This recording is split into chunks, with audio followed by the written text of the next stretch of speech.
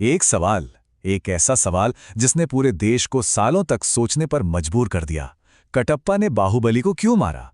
आज हम उसी कहानी की शुरुआत को समझेंगे जिसने इंडियन सिनेमा के मायने ही बदल दिए।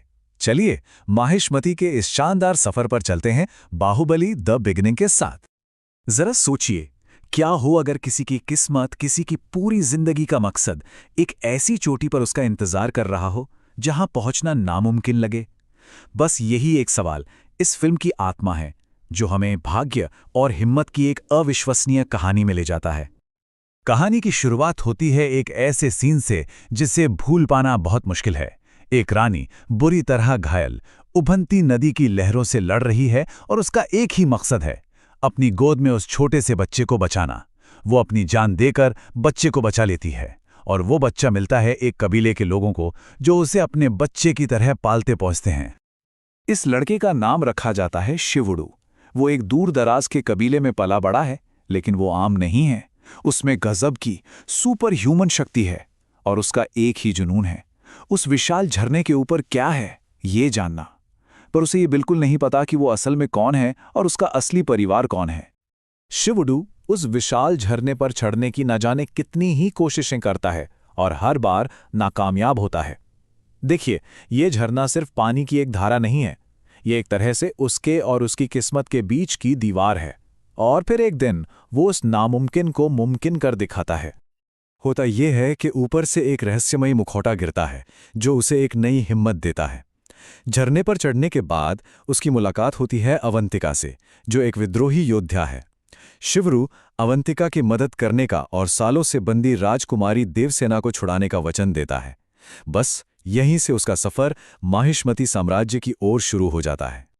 देवसेना को आजाद कराने के बाद शिवुडू की असली पहचान सामने आती है। उसे देखकर राज्य का वफादार योद्धा कटप्पा हैरान रह जाता है। और फिर कटप्पा हमें अतीत के उस कहानी में ले जाता है जहां से ये सब कुछ शुरू हुआ था। ये कहानी थी दो राजकुमारों की। ये दोनों चचेरे भाई थे, लेकिन जमीन आसमान का फर्क था। एक तरफ थे अमरेंद्र बाहुबली, नेक, दयालु और एक बेहतरीन योद्धा जो प्रजा के हीरो थे, और दूसरी तरफ था भल्लाल देव, क्रूर, बेरहम, जिसे सिर्फ और सिर्फ सिंहासन का लालच था। जब एक बड़े युद्ध में दोनों की परीक्षा होती है तो राजमाता शिवगामी अमरेंद्र बाहुबली की वीरता और उनके महान गुणों को देखकर उन्हें माहिष्मती का नया राजा घोषित कर देती हैं। और बस यही फैसला भल्लाल देव के दिल में नफरत और साजिश का बीज बो देता है। कहानी वापस आज के वक्त में आती है। शिवुडू को अब पता चल चुका है कि वो कोई और नहीं बल्कि महान अमरेंद्र बाहुबली का बेटा महेंद्र बाहुबली है। वो बेचैनी से अपने वीर पिता के बारे में पूछता है कि आखिर उनके साथ हुआ क्या। तो वो कटप्पा से वही सवाल करता है जो अब उसकी जिंदगी का सबसे बड़ा सवाल है। उस महान राजा अमरेंद्र बाहुबली का क्या हुआ? और बस यहीं से फिल्म अपने सबसे बड़े, सबसे चौंकाने वाले पल की तरफ बढ़ती है। कटप्पा की आंखों में आंसू होते हैं और वो बस इतना ही कह पाता है, वो मर चुका है। ये सुनते ही जैसे सब कुछ थम सा जाता है। शिवुडू गुस्से और हैरानी से पूछता है, किसकी हिम्मत हुई ऐसे महान इंसान को मारने की? ये वो सवाल है जिसने इंडियन सिनेमा का सबसे बड़ा क्लिफ हैंगर बना दिया। और कटप्पा रोते हुए जो जवाब देता है उसे सुनकर सबके होश उड़ जाते हैं। वो कहता है, मैंने, सबसे वफादार सिपाही ने ही अपने राजा को मार डाला? आखिर क्यों? ये सवाल दर्शकों के जहन में छोड़ दिया गया। इस एक सवाल ने तो सिनेमा घरों में तहलका मचा दिया था, लेकिन पर्दे पर जो कमाल की दुनिया रची गई थी ना, उसको बनाने की कहानी भी किसी महाकाव्य से कम नहीं थी। अपने जमाने में बाहुबली 180 करोड़ रुपए के बजट के साथ बनी थी। ये उस वक्त की सबसे महंगी भारतीय फिल्म थी और इसी विशाल बजट ने उन शानदार दृश्यों को हकीकत बनाया। अच्छा, फिल्म की डिटेलिंग का लेवल देखिए।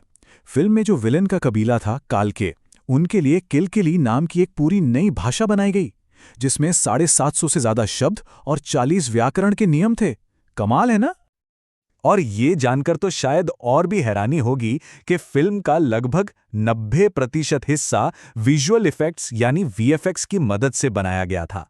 मतलब माहिष्मती का वो विशाल साम्राज्य, वो शानदार झरना, ज्यादातर चीजें कंप्यूटर पर बनाई गई थीं। इस जादू को सच करने के लिए कोई एक दो लोग नहीं, बल्कि दुनिया भर के 25 से ज्यादा स्टूडियो के 600 से भी ज्यादा वीएफएक्स आर्टिस्ट्स ने मिलकर काम किया था। अरे इतना ही नहीं, फिल्म के 50,000 स्क्वायर फीट से भी बड़े पोस्टर ने तो गिनेस वर्ल्ड रिकॉर्ड तक बना डाला था। बाहुबली सिर्फ एक ब्लॉकबस्टर नहीं थी, नहीं, ये उससे कहीं बढ़कर थी। इसने भारतीय फिल्म इंडस्ट्री को हमेशा हमेशा के लिए बदल कर रख दिया। इसी फिल्म की जबरदस्त सफलता ने पैन इंडियन फिल्म के कॉन्सेप्ट को पॉपुलर किया। मतलब एक ऐसी फिल्म जो भाषा की सीमाओं को तोड़कर उत्तर से लेकर दक्षिण तक पूरे देश के दर्शकों को एक साथ सिनेमा हॉल में ले आई। और बॉक्स ऑफिस पर तो इसने इतिहास ही रच दिया। ये दुनिया भर में 300 करोड़ रुपए से ज्यादा कमाने वाली पहली साउथ इंडियन फिल्म बनी और अपने समय की सबसे ज्यादा कमाई करने वाली तेलुगु फिल्म भी। तो ये सब हमें सोचने पर मजबूर करता है ना, कि कैसे एक कहानी, सिर्फ एक कहानी में इतनी ताकत हो सकती है कि वो पूरी की पूरी इंडस्ट्री की किस्मत बदल दे। बाहुबली ने यह साबित कर दिया कि अगर सोच बड़ी हो और उसे पूरा करने की हिम्मत हो तो कुछ भी नामुमकिन नहीं है।